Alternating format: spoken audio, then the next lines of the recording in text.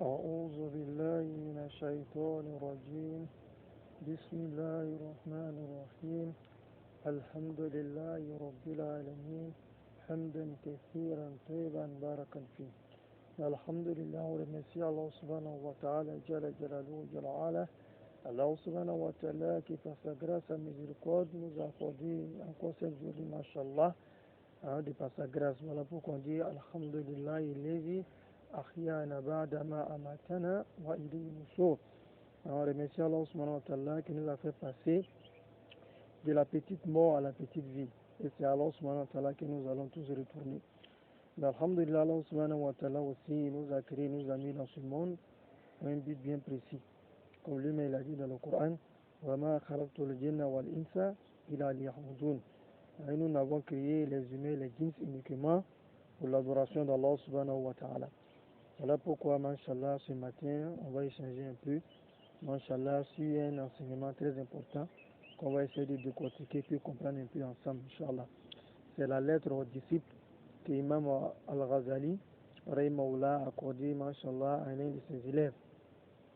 Donc, mashallah, dans cette lettre-là, il nous donne de très grands enseignements, mashallah, dans la religion, dans la vie même courante, et puis dans le but de préparer le voyage qui nous attend tous, qui est la vie après la mort, et qui commence à partir de la mort, mashallah. Et ça doit être le souci de tout bon musulman, mais de tout homme, même n'est pas musulman, mais qui se sert, mashallah, de sa conscience, qui médite, qui réfléchit, de comprendre, mais pourquoi est-ce que nous n'arrivons pas à demeurer sur cette terre? Si tel était le but de notre existence, on ne devait pas mourir, on devait rester éternellement sur la terre. Mais pourquoi est-ce qu'on trépasse? On passe de cette vie-là à la vie éternelle. C'est parce que cette vie-là n'est pas notre objectif. Et mashallah, pour nous aider à comprendre cela, il faut aussi à préparer, mashallah, ce voyage-là qui attend chacun de nous et qui est très important, très déterminant. Mashallah, on va essayer de lire et puis de décortiquer ensemble, mashallah, les différents enseignements qui donnent, mashallah, à sonner à travers, mashallah, cette lettre-là.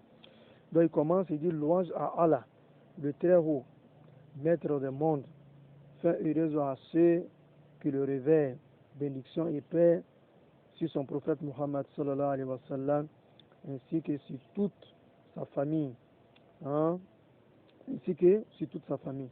Donc, mashallah, il dit louange à Allah, le très haut, maître des mondes. Allahu Akbar.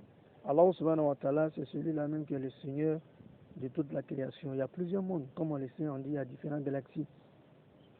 Et tous ces mondes-là, mashallah, c'est Allah subhanahu wa ta'ala qui les a créés, qui les gère. Et même dans ce monde que nous connaissons, il y a plusieurs compartiments. Il y a la vie des djinns, il y a la vie des humains, il y a la vie des animaux. Et nous, on ne connaît pas le contour de toutes ces vies-là. Qu'est-ce qu'ils aiment, qu'est-ce qu'ils n'aiment pas, qu'est-ce qu'ils préfèrent, mashallah. Il y a beaucoup de choses qu'on ignore, mashallah, sur ces créatures-là. Et Allah subhanahu wa ta'ala, lui, il connaît la vie, le monde de chacune de ces créatures-là. Et c'est lui qui gère, qui contrôle, mashallah, ces différents mondes-là et ces différentes créatures. Et voilà pourquoi toute la louange lui revient, le très grand, le très haut. Et il dit fin heureuse à ceux qui le réveillent. Allahu Akbar. Pour dire que la bonne fin, ce n'est pas le fait de mourir dans un lit en or. Non, non, non. La bonne fin, ce n'est pas le fait, mashallah, de mourir, mashallah, dans un duplex construit en or. Non. La bonne fin, c'est de mourir en tant que croyant, étant conforme aux préceptes et à la volonté et au mode de vie que Allah subhanahu wa ta'ala, le Seigneur des mondes, a voulu pour sa créature sur la terre. C'est cela la fin heureuse.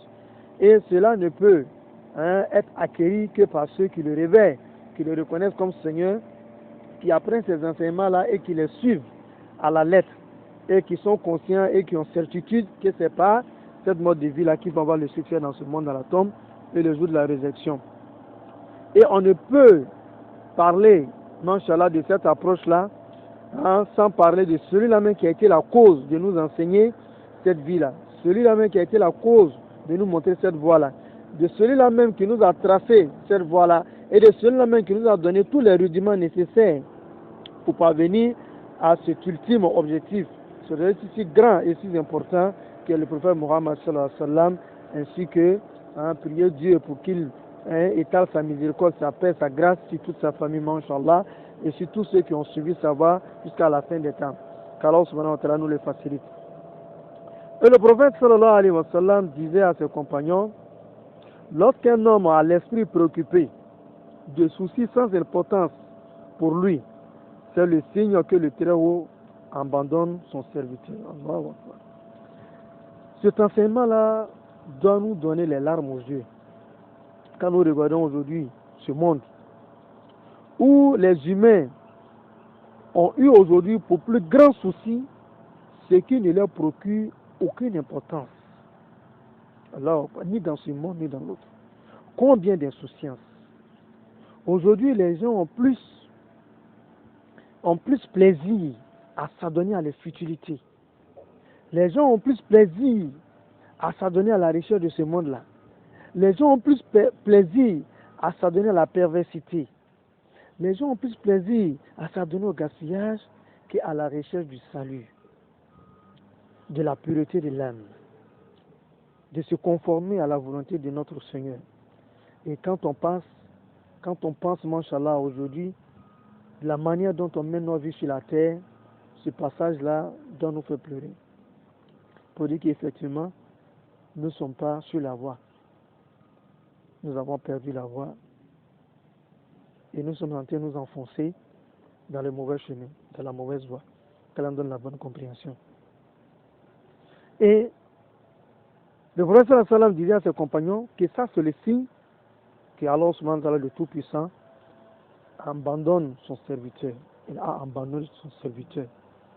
Parce que lorsque l'être humain, il ne se soucie pas de ce qui va le profiter dans la tombe. Il ne se soucie pas de l'au-delà. Il ne se soucie pas des comptes qui l'attendent. Des questions qui l'attendent dans la tombe. Des questions qui l'attendent le jour de la résurrection. Il ne se soucie pas de ses bonnes actions. Est-ce qu'elles seront suffisantes pour lui faire mériter la félicité? Il ne se soucie pas de ses mauvaises actions. Est-ce qu'elles ne sont pas si importantes pour les faire trépasser, pour les faire éterniser en enfer? L'être humain ne se soucie pas de ça, mais il se soucie des futilités. Et c'est le signe qu'Allah subhanahu wa ta'ala abandonne ses serviteurs. Et fils Allah de ne pas nous abandonner, de nous permettre, Masha'Allah, de nous concentrer de ce qui est essentiel pour nous. Et Masha'Allah, voilà pourquoi nous avons ouvert cette lucarne. Nous n'en sommes qu'au tout début. Au fur et à mesure, nous allons développer cette lettre au disciple en ajoutant, Masha'Allah, des explications et en amenant aussi, Masha'Allah, des preuves à partir du Coran et des hadiths du prophète Mohammed sallallahu alayhi wa sallam. Qu'Allah subhanahu wa ta'ala nous donne la bonne compréhension et nous facilite la pratique ainsi que la propagation, Inch'Allah, de ce message-là à travers le monde entier. Assalamu alaikum wa rahmatullahi wa barakatuh. À tout à l'heure, Inch'Allah.